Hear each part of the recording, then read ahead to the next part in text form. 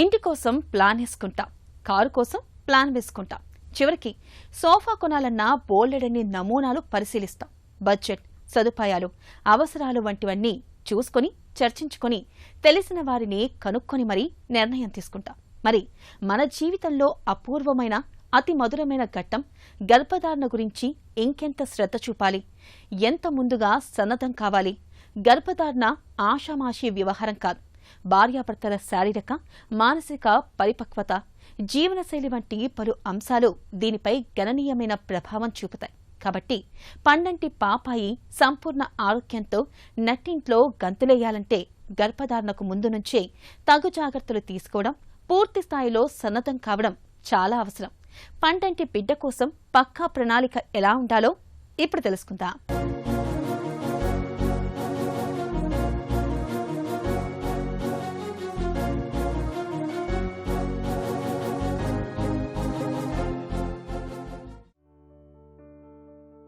గర్భం 9 నెలల సుదీర్ఘ ప్రయాణం.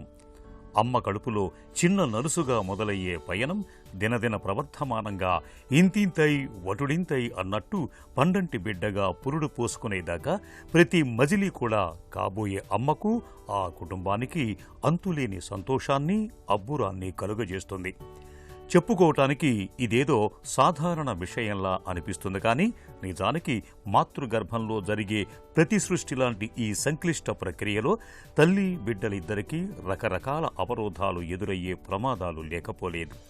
గర్భిణి తీసుకునే ఆహారం దగ్గర నుండి మొదలు పెడితే తన వయస్సు, ఒత్తిళ్లు, ఆమెకుండే రకరకాల ఆరోగ్య సమస్యలు, వంశపారంపర్యంగా సంక్రమించే జన్యు సమస్యలు, ఇలాంటివన్నీ కూడా గర్భంలోని బిడ్డ ఆరోగ్యంపై ప్రభావం చూపిస్తాయి. అందుకే గర్భధారణకు ముందే దంపతులిద్దరూ ప్రీ ప్రెగ్నెన్సీ కౌన్సిలింగ్ తీసుకోవటం శ్రేయస్కరం అని చెబుతారు డాక్టర్లు. ప్రెగ్నెన్సీ ముందు ఎలా ప్లాన్ చేసుకోవాలి, హెల్దీ బేబీ, హెల్దీ మదర్ కోసం ఎలా ప్రిపేర్ అవ్వాలి అనే దాన్ని ప్రీ కన్సెప్షన్ కేర్ అంటాము. ఈ ఇంపార్టెన్స్ ఏంటంటే, యూజువలీ ఇప్పుడు ఉన్న సిచ్యువేషన్లో 50% of perinatal deaths prenatal care సరిగ్గా లేకపోవటం వల్ల, అడోలసెంట్ ఏజ్లో ప్రెగ్నెన్సీస్ రావటం వల్ల ఈ deaths, maternal deaths, premature births ఇలా అవుతున్నాయి. సో ఇవన్నీ ప్రివెంట్ చేయాలంటే మనం ప్రీ ప్రెగ్నెన్సీ కేర్ గురించి ఫోకస్ చేయాలి. ఆ కేర్ తీసుకుంటే హెల్దీ బేబీ, హెల్దీ మదర్ మనం ప్రొవైడ్ చేయొచ్చు.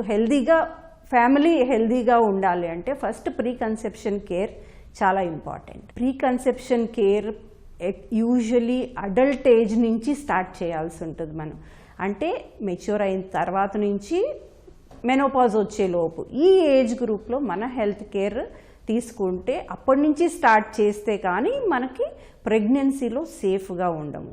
So pre conception care immediately before pregnancy plan చేసుకోవాలి. ఇమీడియట్లీ ఆఫ్టర్ మ్యారేజ్, లేకపోతే ఇన్ఫర్టిలిటీ అంటే పిల్లలు లేకపోవటం వల్ల 1 ఇయర్ తర్వాత కూడా పిల్లలు లేరు అంటే అప్పుడు మనం ప్రీ ప్రెగ్నెన్సీ కేర్ గురించి శ్రద్ధ తీసుకోవాలి. హెల్దీ మదర్, హెల్దీ బేబీ ఇవి మెయిన్ గోల్. వీటి కోసం మనం స్క్రీనింగ్ చేయాలి. ఆ స్క్రీనింగ్ అంటే ఏంటి? బిఫోర్గా ఎన్ని ఇన్ఫెక్షన్స్ ఉన్నాయా మదర్కి, బ్లడ్ సరిపోను ఉందా లేదా, లేదు ఏమైనా అదర్ హెల్త్ కండిషన్స్ ఉన్నాయా, వీటికి ముందే స్క్రీనింగ్ చేయించుకొని, అంటే సపోజ్ అనీమియా, బ్లడ్ బాగా తక్కువ ఉందనుకోండి, బేబీ కూడా హెల్తీగా గ్రో అవ్వదు, మదర్కి కాంప్లికేషన్స్ వస్తాయి. అలాగే ఇదివరకు thyroid problems, BP problems, sugar problems ఇవన్నీ ఉన్న వాళ్ళకి ప్రెగ్నెన్సీలో కాంప్లికేషన్స్ వస్తూ ఉంటాయి.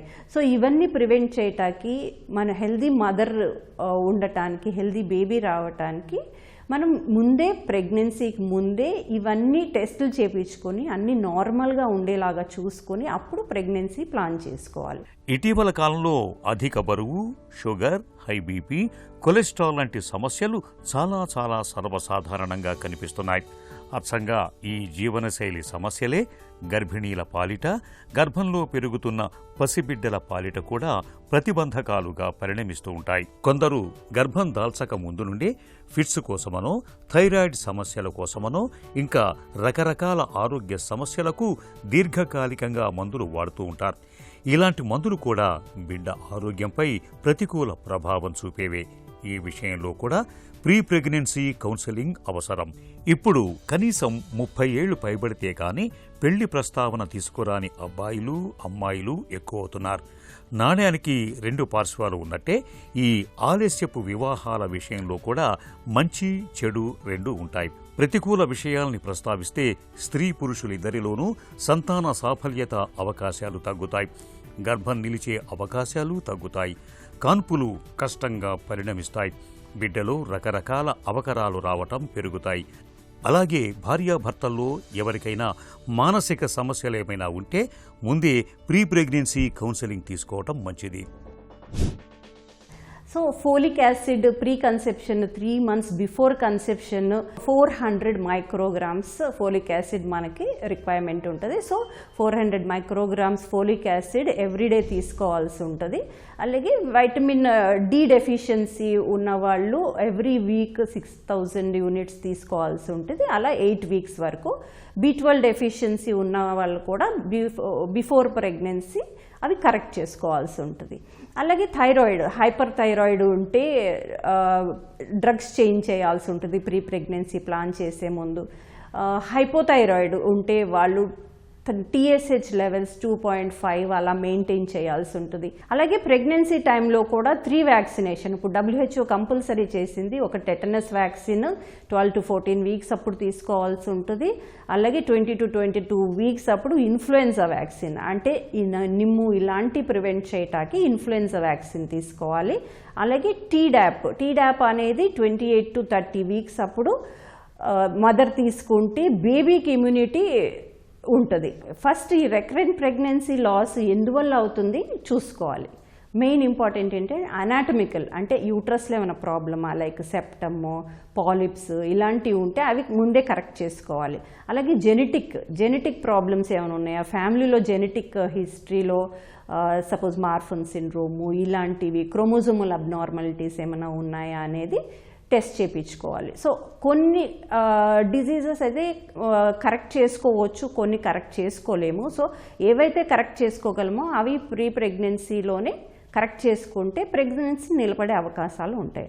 పిల్లలో వయసుకు తగ్గట్టుగా ఎదుగుదల కనిపించని డౌన్ సిండ్రోమ్, కండరాల క్షీణతకు దారితీసే మస్క్యులర్ డిస్ట్రోఫీలు, రక్త కణాల క్షీణతను తెచ్చిపెట్టే థాలసీమియా జబ్బులు, ఇంకా పుట్టుకతోనే వచ్చిపడే గుండె లోపాలు, విపరీతమైన చురుకుదనం, మూర్ఛలు, గ్రహణం మొర్రి ఇలాంటివన్నీ కూడా వంశపారపర్యంగా జన్యులోపాల కారణంగా పిల్లల్లో వచ్చిపడే సమస్యలు. మేనరికాలు, ఆలస్యపు పెళ్లిళ్లు, కుటుంబంలో రకరకాల జబ్బులు కొనసాగుతూ ఉండటం ఇవన్నీ కొన్ని కారణాలు. ఒకప్పుడంటే పిల్లల్లో జన్యు సంక్రమిత లోపాల విషయంలో పెద్దగా చేయటానికి ఏమీ ఉండేది కాదు.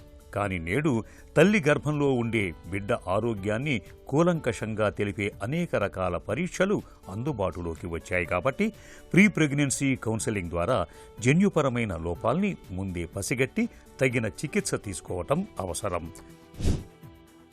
మెయిన్ ఎపిలెప్సీ ఉన్న వాళ్ళు అన్ని డ్రగ్స్ తీసుకోకూడదు. ప్రెగ్నెన్సీలో అన్ని సేఫ్ కాదు.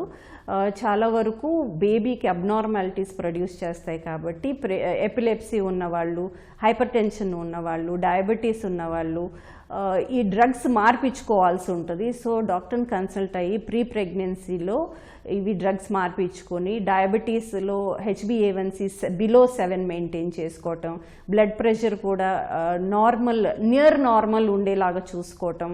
అలాగే ఈ థైరాయిడ్లో ఆల్రెడీ చెప్పాను కదా, థైరాయిడ్లో TSH బిలో 2.5, హైపోథైరాయిడ్లో మెయింటైన్ చేసుకోవటం. అలాగే కార్డియాక్ డిజీజెస్ ఈ మధ్య చాలా కామన్గా చూస్తున్నాము. కొన్ని కార్డియాక్ డిజీజెస్లో అసలు pregnancy is not indicated, Contra indicated, అంటే ప్రెగ్నెంట్ అవ్వకూడదు. ఎందువల్ల మదర్కి డెత్ అయ్యే అవకాశం ఉంటుంది. సో ముందు కార్డియాక్ ఇవాల్యుయేషన్ చేయించుకోవాలి. Like pulmonary hyper tension, chronic heart failure ఇలా ఉన్న వాళ్ళు ప్రెగ్నెన్సీ సేఫ్ కాదు వాళ్ళకి. సో అలాగే SLE ఇది ఒక ఆటో ఇమ్యూన్ డిజీజ్. SLEలో కూడా మనం ప్రీ ప్రెగ్నెన్సీ 6 months బిఫోర్ నుంచి SLE కంట్రోల్లో ఉంచుకున్న తర్వాతే ప్రెగ్నెన్సీ ప్లాన్ చేసుకోవాలి.